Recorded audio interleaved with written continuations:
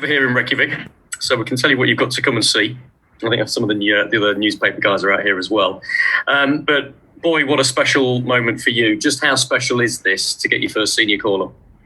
Really, it's a dream come true, really. You know what I mean? Playing for England and being selected for England, it's every young boy's dream, really. So I'm a privilege, and I'm obviously honoured to be selected because it's a good group of lads, and I'm just happy to be here.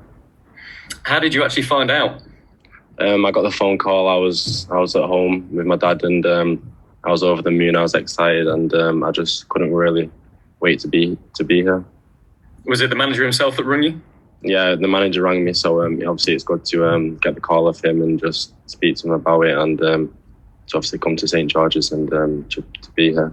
What did he actually say? Obviously he told me about my selection, which I was over the moon with, and obviously about my season at United as well. So it's all good, really. And your dad, you said, was with you. I can't imagine what it's like from a dad's perspective to hear that your 18-year-old son has been called up to the senior England squad. How did he react? Yeah, he was buzzing for me, but my dad's level-headed, so he kept me down, really, and he was just excited for me, and obviously my whole family was, and obviously it's a dream come true. Like I said before, it's good news.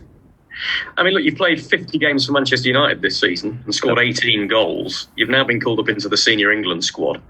That's an awful lot to happen to an 18-year-old. Can you try and sum up how that's felt and where you've come from in the last 12 months? Because it's an extraordinary journey. Yeah, it's happened quick, really. Like you say, you can be called in any time, and I was called into some of the Europa League games early in the season, and I took my chance, really, and I've just been playing just took every game by as it came, and I've just been out there playing my football, and obviously I've got a good group of lads there helping me and stuff, so it's all good. Have you had to pinch yourself at any stage? I mean, you've been playing so many games and they've come thick and fast. I just wonder whether you've ever had a chance to sit back and think, geez, this is all happening to me.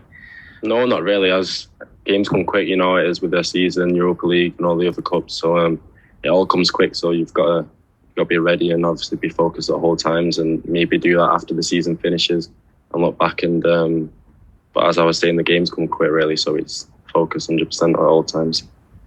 Now, this next question's a difficult one.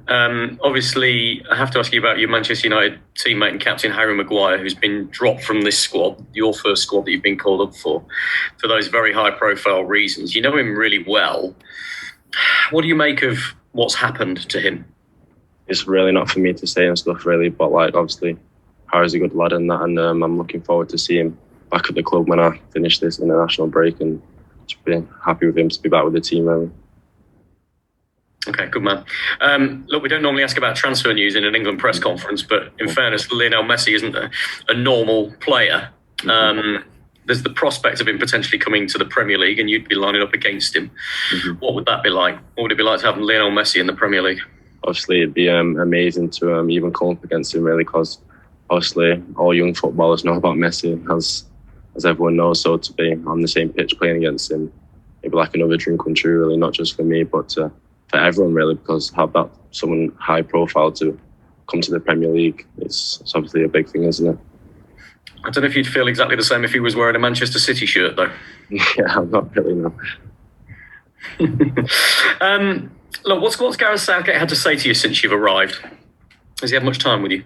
Yeah, I've spoken with him a few times. He's a good coach, and like I was saying, he was happy for me to be here, and just really said, just show what you can do, really take your chances, and just play with a smile on your face as always. So that's what exactly I'm going to try and do.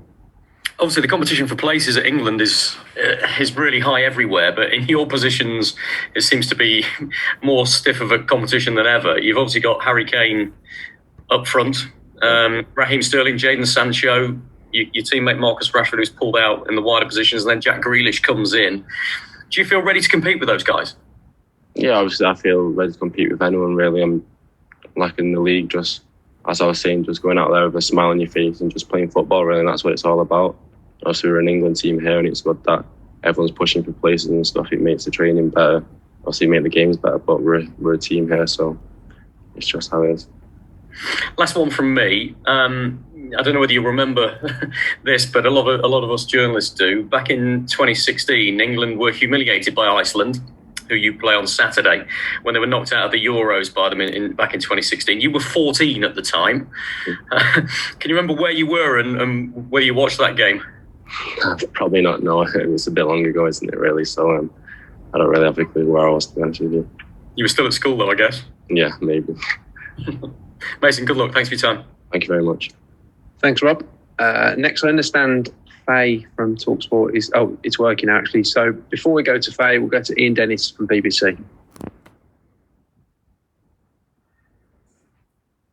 Hi, Mason.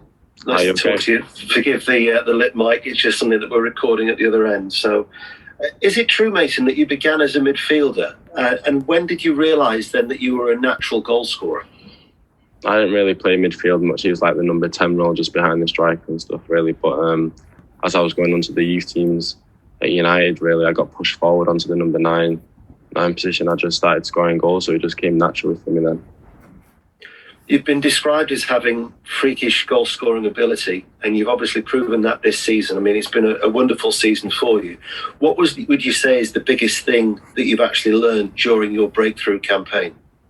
Just to be level-headed, really. You can't let much get to you, really. You've just got to be always concentrated and always ready to play on the pitch, really, because as soon as you lose concentration, anything can happen, really. So, as I was saying before, you just got to be always focused and just always ready for the opportunities to come. And if you want to stay grounded, you've had high praise. Alan Shearer actually believes that you could break his Premier League goal-scoring record in 12, 13 years' time. What's it like when you get praise from people such as Alan Shearer, and also you've been praised recently by Wayne Rooney as well? Obviously, it's nice to hear that, and obviously he's been a legend. He's done it all in the league, and he's been good at England as well. So for someone like that to be saying that about me, it's nice to hear and stuff like that. But as I was saying before, it's just all about keeping level-headed and just focused. Thanks. And finally from me, who has been the biggest influence in your career and why? I'd say Marcus, really, to be honest with you, because he's come through the same pathway as I was at the club. So it's really just, he's helped me a lot, obviously, and he's done the same, really. So he's been in my position and he knows how it feels. So it's nice to have someone like that and someone to look up to, but also I play with him as well, which is another bonus. And when you see what he's doing off the field as well, with his attempts to try and end child food poverty, everybody at United must be very proud of it. Yeah, he's a good lad, and obviously we're all proud of him, we're all looking after him, and it's amazing what he's trying to do, really. Thanks, Ian. Next, we'll go to Faye Carruthers from TalkSport. Thanks. Hi, Mason. Hi, okay. Kind of following on from what Ian said there, he mentioned Wayne Rooney's comments on top of Alan Shearer's. Wayne Rooney actually said you were the best finisher at Manchester United, but you can be Harry Kane's understudy for England, at least for now, and then lead the line perhaps in the future as well. What actually is it like when you hear comments like that, particularly from England's all-time leading scorer? And I know you're keeping your feet on the ground, but it still must be a real buzz to hear. Yeah, obviously it's nice to hear them things, but it's all about staying focused and just proving your point on the pitch, really. But to hear things like that, obviously off Wayne, and obviously big United legend, it's amazing to hear. So obviously been watching him as a kid and stuff, so for him to be talking to me like that, it puts a smile on my face. Has that always been your ambition from a young age to lead the line for England? Yeah, obviously, like who wouldn't want to, you know what I mean? Every young kid looks at the goal scorers, looks at the people, the flaring good players, but hopefully one day. Thanks, Faye. Next, we'll head to Keanu Rattray, who joins us from the Black Collective of Media in Sport. Keanu, far away. Hi, Marcus, sorry, apologies. Hi, Mason. You as an 18-year-old, you're maybe like when you was younger, you would look up to a lot of players as role models, and they look at their types of responsibilities. For you as a young player, where you started to recognize your status as a role model and potentially being able to incite change socially. Pardon, can you repeat that question, please? I didn't quite hear you. As a young player, there was probably a time when you looked at players who were older than you, and you looked at them as role models. Yourself now being in the starting 11 for United. Do you see yourself accepting the responsibilities as a role model? And do you understand that what the responsibilities that come with that? Yeah, obviously, it's nice to be a role model, and obviously, people have been like that before in the academy at United. Obviously, you got your Marcus, your Cheshires, your Scott, and I feel like that I'm maybe in that position now. So all the younger kids that may look up to me. It's nice to have people looking up to you and supporting your pathway at United. So it's good. And with so many great young players coming through the squad right now, yourself, Phil Foden, Jadon Sancho, what is this? Why should England fans be, excited for the future? There's a lot of talent in England right now, as you can see in the Premier League and obviously abroad, and the young lads are obviously capable to do it, as you can see the performances on the pitch this last season. So it's good to see that all the young lads are coming through and obviously pushing for places now. So it's nice and good. Thanks, Keanu. Next, we'll go to your colleague from the Black Collective Media and Sport, is Anisha Dobra. Hi, Mason. Just one question to ask. So with Manchester United finally showing some consistency both on and off the pitch, and with this imminent signing of Donny van de Beek, how excited are you for the upcoming season? And do you finally believe that United can finally close the gap on your nearest rivals, United, City and Liverpool? Obviously, and we've had a good season, and we hopefully next season we'll look into push them places, not just to finish in the Champions League places, also to push for the league, really. And it's been a long time coming, and I feel like we're starting to get there. We're finally starting to be ready to be pushing for them places up at the top of the table. Thanks, Anisha.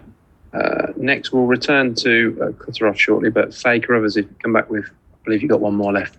Yeah, just one more. That's fine. Thanks very much, Andy. Mason, just one more question for you. I'd just love to know who you're most looking forward to playing with if you do get your opportunity in these upcoming games. For me, it'd be Harry Kane. Obviously, when I was in the youth team, I was watching him in the Premier League, and obviously he's a good finisher, as you can see. So it'd be nice to play with him, because also he's one of my teammates. He also is a role model as well. So it'd be nice to play with him. Thanks very much. All right. Thanks, Faye. We'll shortly be moving into a final 5 minutes embargoed until 10:30 p.m. this evening. But before we do, we'll finish with... we've got two more questions before we do. Rob Dorset from Sky Sports News. Mason, can I just ask you about Donny van de Beek? Looks like he's going to be an imminent teammate of yours. How much have you seen of him, and how big an asset will he be for Manchester United? For me, it's not really for me to say, really. That's the club and stuff to start out with. But I've seen some stuff of him. He does look like a good, promising player. So that's good there, though. Thanks, Rob. Okay. John Crossy. And you've got a bright future for club and country ahead of you. Obviously, the pathway is really important, and there's a clear pathway at United, as you can see with, like I was saying before, with Scott, Marcus, Jesse, obviously Paul, all coming through them ranks, and pathway is clear to see. You just got to take your chances, and obviously go for it, really, and just go for all the age group and stuff. But hopefully, have an excited career for England and for Man United, and it's just all good things that could come in the future. Just to follow up on that, the wonderful thing was that this season it looks as if you had no, inhibitions about playing on the biggest stage. Does that come from that inner belief of the development of young players at United, that you have no fear? Yeah, obviously, if you're young, you might have to be played up age groups and stuff like that. So it's really it just comes naturally, really, and every player deals with it differently. But for me, I'm just normally always calm and just always ready to play with a smile on my face, like I said before. Thanks so much. Thanks, John. We'll move next to Simon Peach of the Press Association. Hi, Mason. Thanks for your time. Ole Gunnar Solskjaer is obviously a former striker himself and has put a lot of faith in you. How much has he helped you improve your game? And an important follow-up question: are you right-footed or left-footed? Because no one seems to know. Ollie's a big part of my game, really, and obviously he's helped me into where I am now, and he's given me the chances, obviously, to prove everyone what I can do. And I'm glad he's there, and he's a good manager, and obviously he knows what he's talking about, because he's been a good goal scorer for Man United. So when he's talking to me, I'm always listening, and I'm always taking his advice on. And I just prefer to use any foot really when it comes to me, but I prefer my left foot more than my right, really. Mystery solved. Next question is from Matt Reed.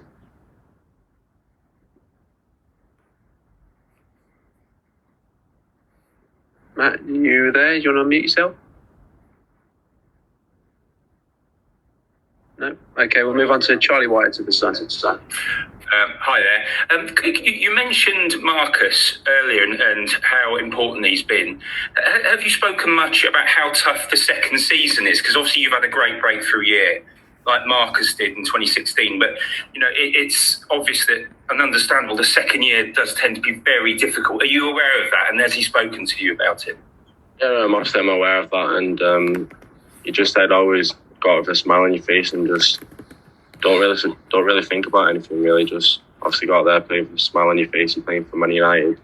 Not many people do that, so just go out there and work hard and just show everyone what you can do, really. So I'm just looking forward to next season. And you're confident you'll be able to sort of deal with the expectation, because now obviously you've had such an amazing year. People when you go onto the pitch next season, people will now be expecting you to score, won't they? That's something you've got to deal with. You're obviously confident you can do it. Yeah, obviously I'm fine to deal with that, obviously, because the pathway at United, you basically learn that anyway when you're going up through the age groups and stuff. So you just, like I was saying before, it all just comes naturally, and I'm just happy for the next season to come along. Thanks, Charlie. Matt's hand is still raised. So Matt Reed, we'll try one more time. Are you there? Hi, can you hear me now? Yeah, got you now. Okay, Mason, you're now pretty much at the top. You've made it into the senior England squad. It doesn't go much bigger than this, maybe apart from winning a World Cup or scoring an England goal itself. So at what point, going way back when, did you realise yourself, or did you have a moment when you thought, maybe I'll make it to the top? Because there are hundreds of kids who make it into academies who don't make it. Was there a point for you at some point where you thought, I'm going to do this? Maybe when I was in like the 18s and 23s, when I was scoring frequently, I had a lot of confidence in myself, and I was just going out there enjoying my football, and I just thought it's getting serious now. I was going up to train with the first team a few times, and I was just waiting for my chance patiently, and as it came on, I took it, so I'm just grateful I did. Thanks, Matt. Next we'll go to David Heitman, The Guardian. Hi, Mason. It's a question about your professional debut for United at PSG in that famous game. Can I just ask you how you felt when Ollie turned to you in the 87th minute with everything on the line? Were you nervous? Yeah, I was a bit nervous. It was a Champions League game, I was nervous a bit, but I was just raring to go, really. I think all of us on the bench were just waiting for our opportunity to go out there and help the team, and he came and looked at me, and I was just obviously happy to make my debut, and not many people can say that they made the debut in such a special game like that. And just following up from that, Mason, how much belief did you take from that? Because it takes a special manager to turn to. You were only 17 at the time. How much belief did you take from that? A lot, really. Just like I was saying, give me a lot of confidence in myself and stuff. To say that he's got confidence in me to put me on in that state of the game, really. So I'm just glad he did, really, because it's helped in my career now, and things are more calm and smooth, really, and I'm just used to all of it, because the pressure was high in that game, as you could tell, not just for me, for everyone. So I'm glad he did. Thanks, David. Next we'll go to Neil Squires from the Daily Express. Mason, hi. You mentioned that you found out with your dad that you'd got the call-up. I just wondered, do you still live at home with your mum and dad, and does an England call-up get you out of chores? That's a question I'd rather not answer, thank you. Okay. Next, we'll move on to Sammy Mockbell from the Daily Mail. Hi, Mason. In terms of making the step up from academy football into the seniors, what would you say is the best piece of advice someone has given you? Because obviously the levels are much higher in senior football, and who gave you that advice? The manager, really. It was Ollie. He says to all of the young players that are coming up, just go out there with a smile on your face. You're playing for one of the biggest clubs in the world, and just take it on the chin and just go out there and just express yourself, really, and just think about it as it's another normal game, because you've been waiting for that moment all your life, really. So just go out there and enjoy it. And just following on from that, obviously you've hit the ground running and you scored a lot of goals in your first season, and you mentioned the expectation. Mentally, there's a way that you kind of have to deal with hype surrounding yourself. How have you found that side of the game and that deep interest that there is and the focus that there is on you now? It's pretty easy. Like the players at United, we get taught like not to really just ignore it really and just carry on doing what you're doing, and because everyone will be supporting you when you're doing good, but maybe when you're doing bad, not many people will be supporting you really. So it's just all about staying calm and just forgetting about it really, because it's what's on the pitch that's more important. Thanks, Sammy. Next we'll go to Matt Law of The Telegraph. Hi, Mason. Because you're so young and you've already done so well, you're going to get a lot of questions like you have today about various records and the opportunity to set records. Someone mentioned Alan Shearer saying that he thinks you have a chance of beating his record, and I'm sure at some stage you're going to get asked about Wayne Rooney's Manchester United and England record. So I was just wondering, are you someone, even at this age, who wants to break records? Is that a career goal for you, that you see records there and you want to break them, or is it early for that? Obviously, any young football player would want to break records, and if you didn't, it's probably something wrong. But it's always nice to have visions and goals you set in your football career, and that's one for literally any England forward really. Just go out there and do your best and break records and just to be remembered forever really. And can I just ask a follow-up to Simon Peach's question about your feet? Because you said you slightly favour your left foot. Are you kind of naturally quite two-footed, or did you put in an awful lot of practice on your right foot therefore at some stage to get so two-footed? It's just when I was younger really, I just put a lot of practice in to both feet really, and it stayed with me naturally now, and I'm glad I did it at such a young age, because it benefits me in my game today, and I'm just glad I did it. Thanks, Matt. And we'll end with Rob Dorset back in with an embargo question. Thanks, Mason. Listen, this is a big issue. Tomorrow, it's 100 days since the death of George Floyd, and we've seen everybody in the Premier League making really poignant kind of symbolic gestures with taking the knee before a game, etc. How do you feel the sport has changed in those 100 days, do you think? It's changed massive really, because we've got the logos on the side of our shirts, and also we do the one knee before the game, and as the Premier League we just try to send a message out there to the whole world that it's important for everyone to know the reasons why, and obviously because we don't want racism in football or anywhere really in the world worldwide. So it's good that the Premier League are trying to send a message out there for everyone. And have you spoken to your New England teammates about whether you'll take the knee ahead of this game against Iceland and again against Denmark, and would you like to see it continued in the Premier League by everybody next season? Yeah, me more likely will be doing that really, because it's a big thing now in football that everyone notices it really, and obviously a lot of people watch football, as you can see, so I'll send a good message out there for everyone, and for my part I'd like to see it next season as well, to stay there as well. Thanks, Rob. Thank you. That concludes